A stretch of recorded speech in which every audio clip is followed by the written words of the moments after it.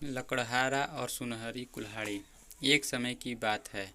जंगल के पास एक लकड़हारा रहता था। वह जंगल में लकड़ी इकट्ठा करता था और उन्हें पास के बाजार में बेचता था कुछ पैसों के लिए। एक दिन की बात है, वह एक पेड़ काट रहा था।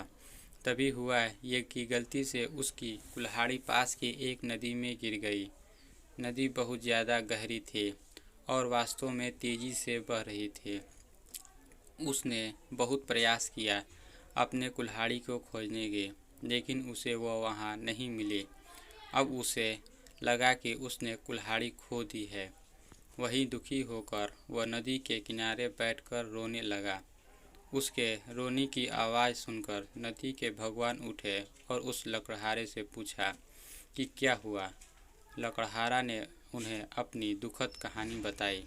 नदी के भगवान को उस लकड़हारे के ऊपर दया आई और वह उसकी मेहनत और सच्चाई देखकर उसकी मदद करने की पेशकश की। वह नदी में गायब हो गए और एक सुनहरी कुल्हाड़ी वापस लाए, लेकिन लकड़हारे ने कहा कि यह उसका नहीं है। वह फिर से गायब हो गए और अब की बार उन्होंने चांदी की कुल्हाड़ी लेकर वापस आए, लेकिन इस बार भी लकड़हारे ने कहा कि ये कुल्हाड़ी उसका भी नहीं है।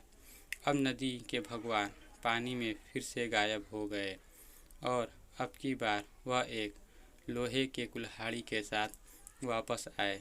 लकड़ी का कुल्हाड़ा देखकर लकड़हारा मुस्कुराया और कहा कि यह उसकी कुल्हाड़ी है। नदी के भगवान ने लकड़हारे की ईमानदारी से प्रभावित होकर उसे सोने और चांदी की दोनों कुल्हाड़ियों से भेंट किया। अगर आपको यह वीडियो अच्छी लगी हो तो इस वीडियो को लाइक और शेयर करें। अगर आप इस चैनल पर नए हो तो इस चैनल को सब्सक्राइब करें। आपका बहुत बहुत धन्यवाद।